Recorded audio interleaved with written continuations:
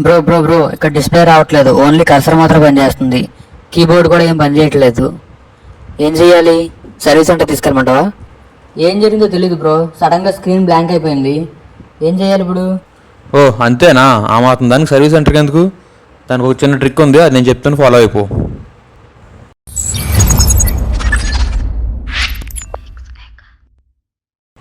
Hi friends, మీరు కూడా ఎలాంటి ప్రాబ్లం ఫేస్ చేశారా? స్క్రీన్ బ్లాంక్ అయిపోవడం, డిస్ప్లే పనిచేయకపోవడం, సడన్గా హ్యాంగ్ అయిపోవడం అలాంటివి. ఇలా జరిగినప్పుడు మీరు దానికోసం సర్వీస్ సెంటర్ దాకా వెళ్ళక్కర్లేదు. దాని ఒక చిన్న ట్రిక్ ఉంది, అది ఫాలో అవుతే మీకు ఈ ప్రాబ్లం సాల్వ్ అయిపోద్ది. అదేంటంటే మీ కీబోర్డ్లో కంట్రోల్ ఆల్ట్ డిలీట్ అని కలిపి ప్రెస్ చేయండి. అలా ప్రెస్ చేసిన తర్వాత మీకు ఇలాగ విండో ఓపెన్ అవుతుంది. అందులో మీరు టాస్క్ మేనేజర్ సెర్చ్ చేసుకోవాలి.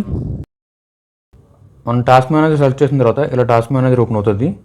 ఓపెన్ చేసిన తర్వాత ఇక్కడ రన్ న్యూ టెస్ట్ అని ఉంది కదా, రన్ న్యూ టాస్క్ అనుకుంటుంది. రన్ న్యూ టాస్క్ సెర్చ్ చేసిన తర్వాత ఇక్కడ explorer.exe అని టైప్ చేయండి. సేమ్ ఎలా ఉందో అలాగే టైప్ చేయండి, explorer.exe అని టైప్ చేసిన తర్వాత ఓకే ప్రెస్ చేయాలి.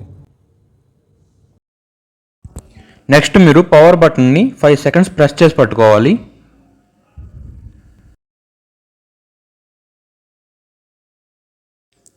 ఆ తర్వాత కొంచెం గ్యాప్ ఇచ్చి మీ సిస్టమ్ యొక్క పవర్ బటన్ని ప్రెస్ చేయండి.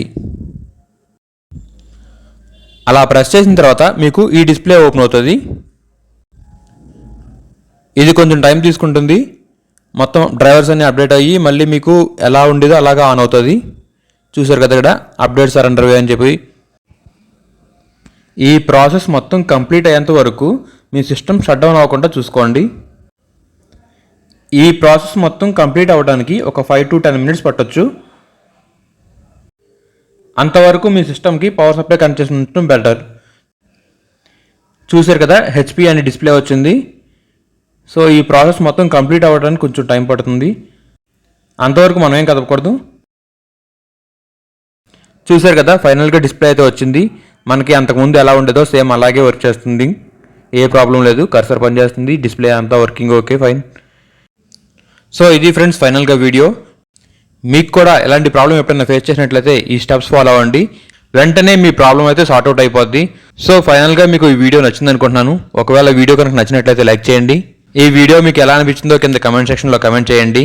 ఇంకా ఛానల్ని ఎవరైనా సబ్స్క్రైబ్ చేసుకోకపోతే వెంటనే సబ్స్క్రైబ్ చేసుకోండి. Thanks for watching. I will come up with another video.